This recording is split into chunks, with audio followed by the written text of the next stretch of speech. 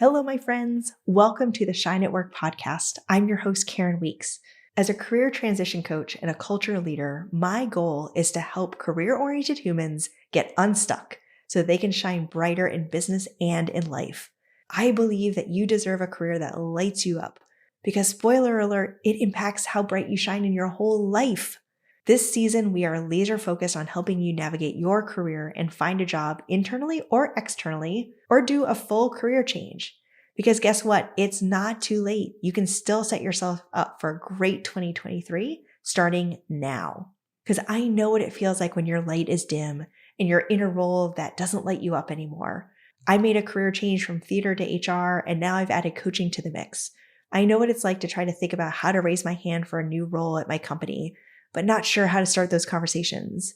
At times in my life, I had to take a look inside to see what was most important to me, what made me shine bright, and how to make adjustments along the way, and how my career even fit into that. It's all possible. I did it, my previous guests have done it, and I help others do it too. And I'm so thrilled to welcome my co-coach, my friend, recruiting partner, Dan Carr, to be the co-host throughout this season. You walk away from each episode not just inspired, but with some actionable advice and steps you can take to land a new job and make the most out of your career. And I hope that you find it so valuable that you subscribe to the podcast, leave a review, and tell your friends, because we all deserve to shine bright in our lives and at work. So let's jump into this week's episode. Hi, everybody. Welcome to season 5. I can't even believe that we are here. When I started this podcast back at the beginning of the pandemic, I really just wanted to share a bunch of stories to let people know that you weren't alone, that other people had made career changes, that if you're feeling stuck in your career or struggling to find a new job, you had people who were rallying around you, that were supporting you, that you were getting advice on how to do it, and that other people were doing it too. And I was trying to create this community, especially in a time where we were all so separate. And now this has grown into season 5, where we've had so many guests share their stories, hopefully share some advice. We've had some episodes that are just about career changers and sharing their own career journeys. We've had people come on to share their journeys and give some very specific advice based on their areas of expertise. And this season, we are going to try a couple of new things, which I'll talk about here in a second.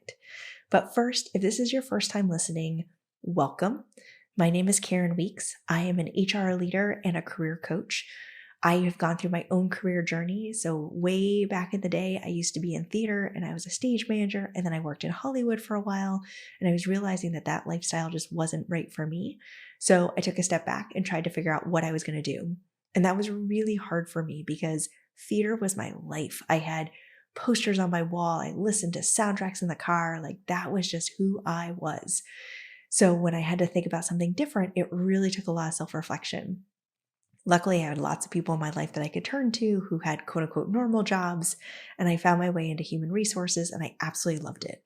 And throughout my time in HR, I had lots of different experiences. Sometimes I was a specialist, sometimes I was a generalist. Sometimes I would try something like compensation and hate it and realize it was not right for me at all. And other times I would find something like training and career development, and I absolutely loved it.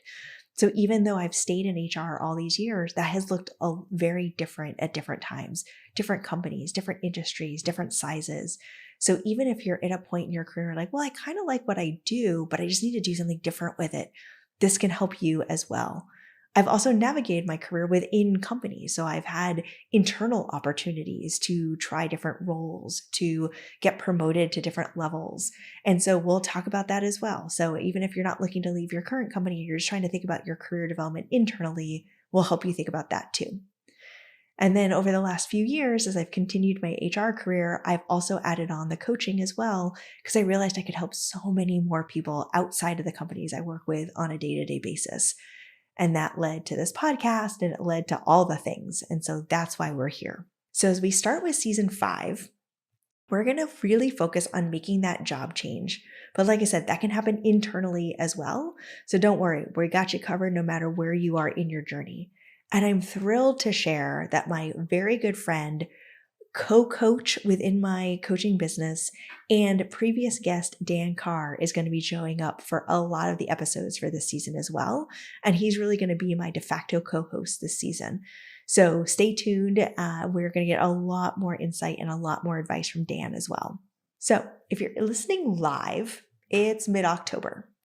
I can't believe we are here, especially after a really distracting summer for me personally. I just cannot believe it is October.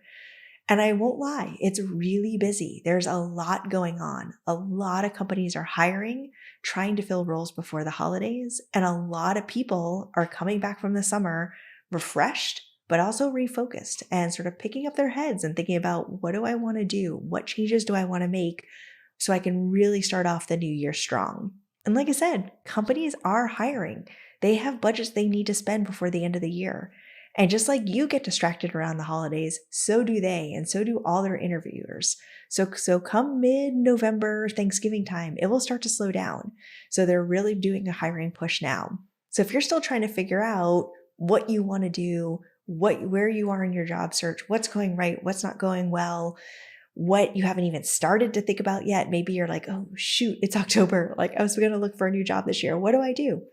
It's okay. We're going to use this episode to talk about how you can still hit your goals this year or hit your goals and be ready for 2023.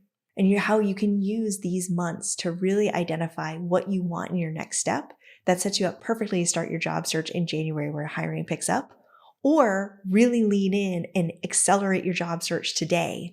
So more about those timelines shortly, but we got you covered wherever you are in your career journey and in your job search. A couple of questions I tend to get as I've been talking to more people this time of year that I want to share, two things that come up the most and my answers and thoughts on it. Okay, so one question I get is, as we get closer to the end of the year, people who are bonus eligible are trying to decide if I stay to the end of the year or later, I might lose that bonus.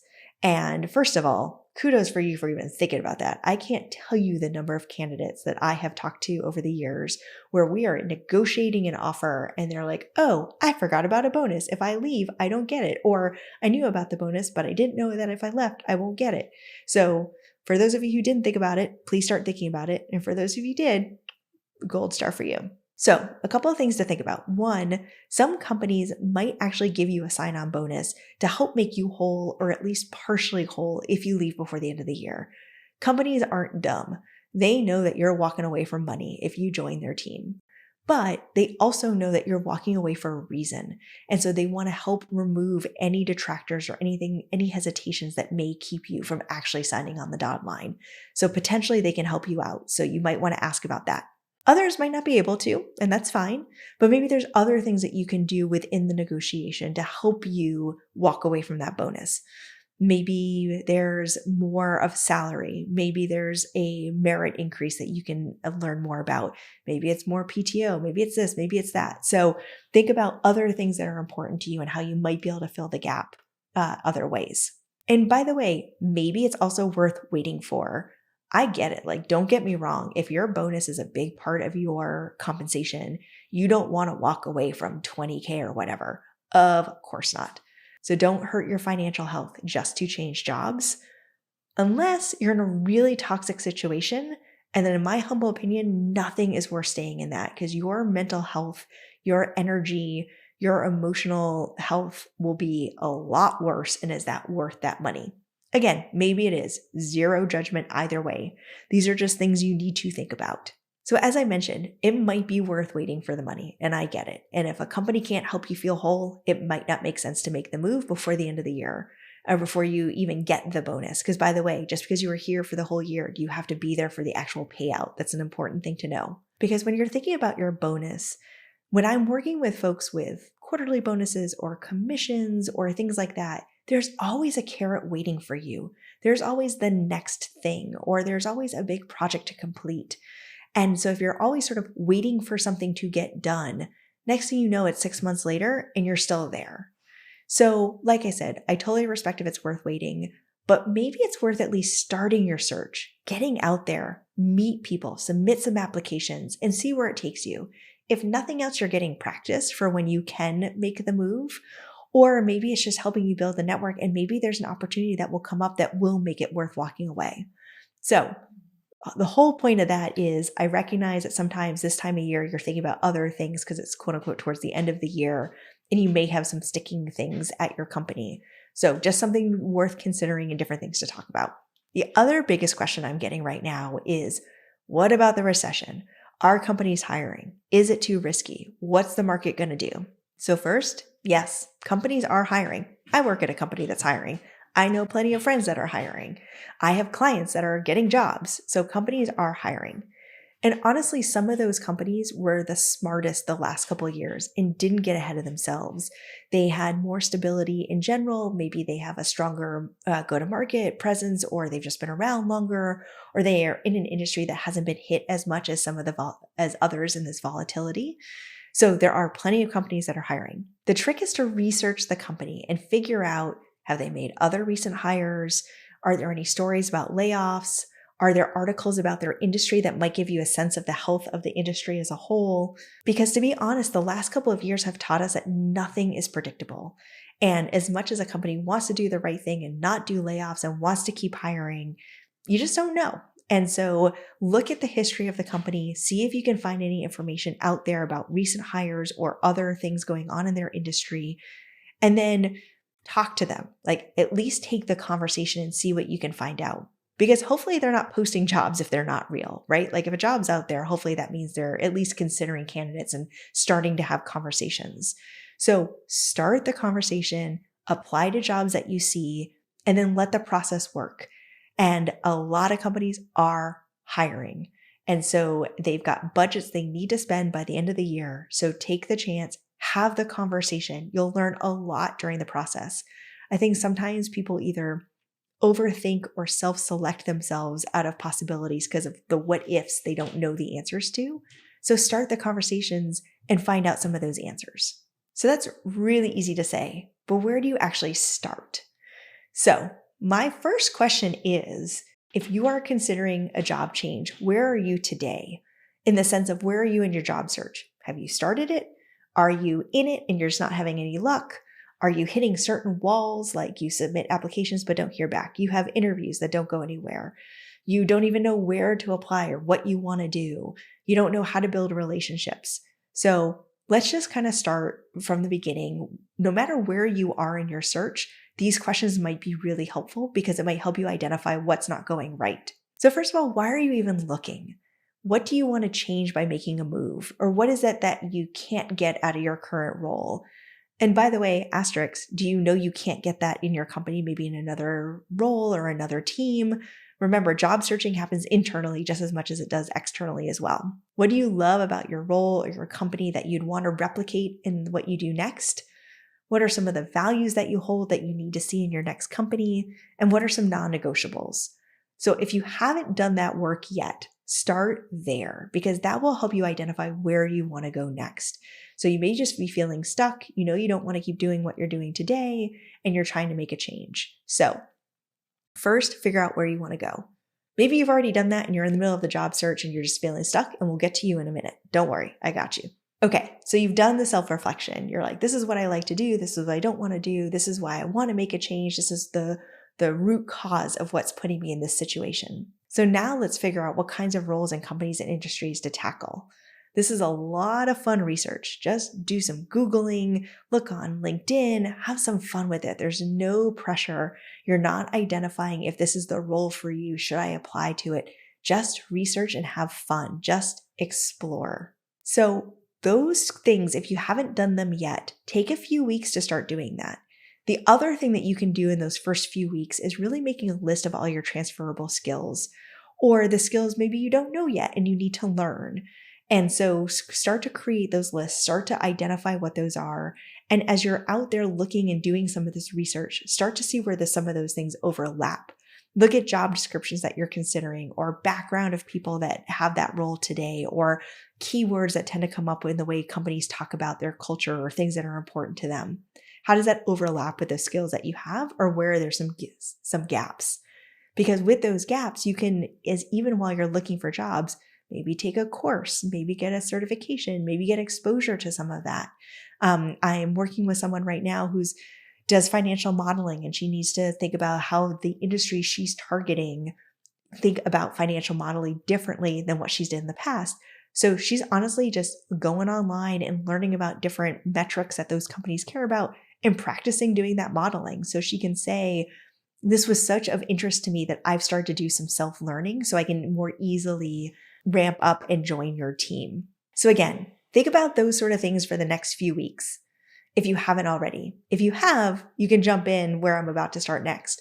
But the reason why I keep mentioning the timeline is A, don't get into analysis paralysis, like time box some of the things you're doing. Because again, otherwise it'll be 6 months from now and you're still doing the same thing.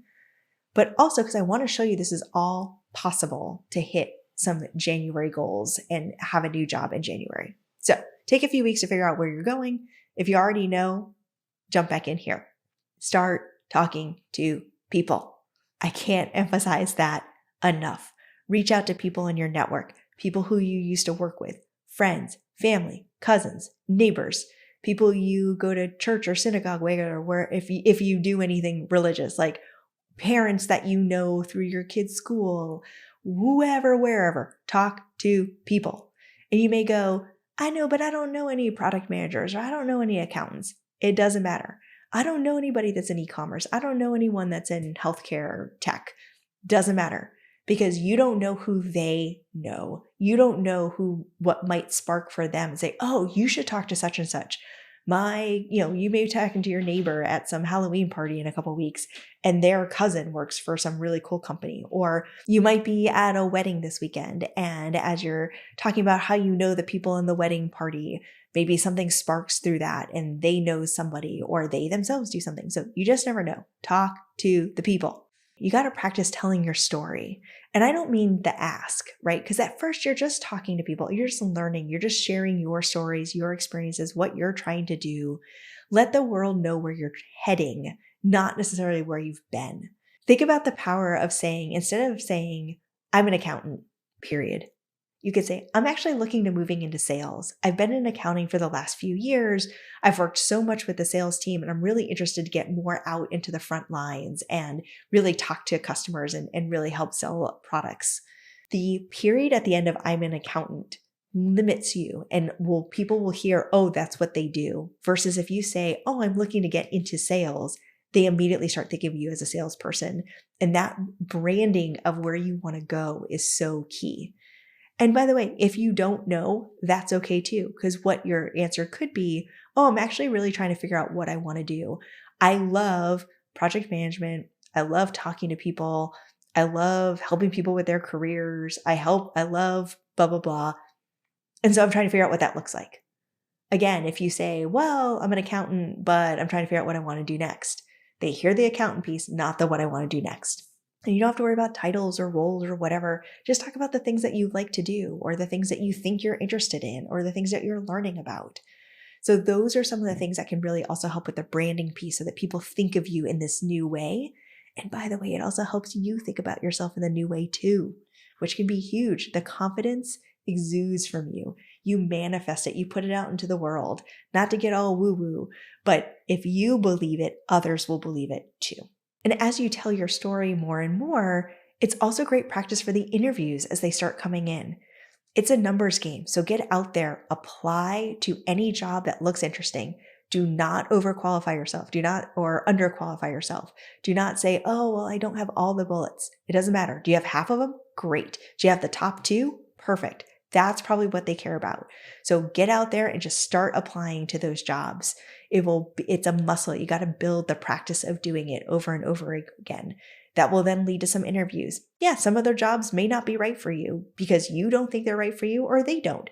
That's okay. The right one will come along, but that practice and getting into that rhythm of applying and interviewing is so key.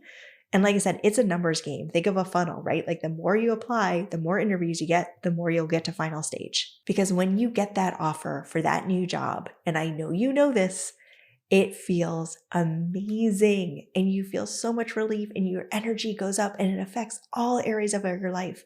So I know conceptually you want that new job and you want to change something in your career, but when it actually happens, it's so special. So it's worth it when you go through all of these steps to get to this moment. And by the way, did you notice what I did there? I just walked you through the unstuck method that we use in our coaching, because you can start it today with 10 weeks left in 2022 and still get to that new job. Especially if you know the kind of roles that you want to target, you got this. You still have plenty of time to do it. And if you're still trying to figure it out, that's fine. Because guess what? The next spike of hiring is going to be in January. So if you take the next 2 months to figure out what you actually want to do and start building some of those relationships, that means you can hit the ground running in January and really take off your job search. So either way, you're good. You can find the new job you're looking for around the new year and really be excited in 2023. And that's exactly how we work with folks. Dan and I will work with you depending on where you are in your search. Don't let the calendar scare you. You've got plenty of time to figure this out. Don't let something like that hold you back. Oh, it's too late in the year. No, start today. It's okay. So if you know where you're headed and you just need help with the job search, we have a 2-month engagement where you work with Dan to nail that search. 2 months. That gets you to mid-December. You got it. Piece of cake. I know. I'm smiling. For those of you listening versus watching, I'm smiling. I know piece of cake is like way too simple of a way to describe it. My point is you can do this. Plenty of our people do this. You got this. And if you do need some help figuring out what you want to do first, that's okay too. We have a deeper engagement that's 4 to 6 months, depending on your timeline. And it first starts with you and I working together to figure out how to really nail that job and really figure out what you want to do. And then you work with Dan on the job search itself. So you get 2 partners working with you for the full period to help you land the new job in the new year at this point. And if you aren't sure if you even want to leave or how to get through your performance review first and then kind of see what came of that, did you get the promotion? Did you get the raise you were hoping for? We got you there too. We have a whole episode on that coming up. And I love helping people broaden their career goals and making their current company a great place for you again. Because look, I get it. Maybe you've been there for a while. Maybe you're feeling a little stale, but your current company can do so much for you if you give them the chance, if it's the right place for you. I felt that way. I, in previous companies, have had interviews because I thought I wanted to make a change, and that really actually helped open my eyes to what I really needed out of my current company. So it's all possible. It's about finding the right role, the right company, the right everything for you to shine your brightest, whether that's where you are today or making a change. And again, the point of all of this is you just have to start. But you don't have to start alone. We've got you. It's about taking that first step, saying, this was a goal I had. This is a goal I'm going to achieve, and I just need a partner to help me. So this whole season is going to be focused on helping you with your career search and making sure you walk away with actionable steps each week. And of course, we'll have some fun along the way, especially when Dan gets involved in these episodes. He and I can talk about this stuff for hours. I mean, that's kind of what we do sometimes when we talk to each other off camera and just are chit-chatting. So, actionable steps, right? So what's step number 1? Commit to decide if you're going to make a move and what your ideal timeline is and where you are in that journey. So, are you going to make a move? Why do you want to make that move? When do you want to make that move? And what do you need to do to actually start? Do you need to do some reflection? Do you need to get through your performance review? Do you know what you want to do and you just got to hit the ground running? Are you stuck and you need some help to get through it? And then give me a shout and we can talk through a plan that's right for you. I offer free 30-minute calls to help people identify where and why they're feeling stuck and what that path forward looks like. So let's connect and then listen to this podcast every week for the rest of this year. Season 5 is all about helping you with your career search. And next week, we will be back to talk more about how to identify the right company for you. So we started this episode thinking about companies that are doing well during these economic times, companies that may not be doing well. What do you need out of a company? So we're going to talk about exactly that. What's the right company for you? How do you know if they're stable? How do you know if the culture reflects your values? How do you know if that's a company that you should be talking to? And until then, remember, you are amazing and you deserve to shine your brightest at work and in life. Thank you so much for listening to the Shine at Work podcast. If you enjoyed today's episode, please subscribe and leave a review. Leaving a review just takes a few minutes and truly helps other people find this podcast, which is why we do this podcast, to help others. If you want to learn more about how we work with people to help them transform their careers and shine brightly in their lives, let's connect. We work with amazing humans one-on-one to help make a career change, go for that promotion, set career goals, and just build a plan for success for a job. Whether you're newer in the workforce, coming back after a break to focus on family, you've been in your job or your career for years, or maybe you're taking a step into management, we can help you. You can email me directly at Karen@KarenDweeks.com or message me on Instagram at KDWCoaching_careers, or find me on LinkedIn, just Karen D. Weeks. Finally, we always have to give a shout out to the amazing Astronaut Go Home for our music and the people I don't know how I would live without, Novice Studios, for making the podcast come to life. Until next time, remember that you can and deserve to shine at work.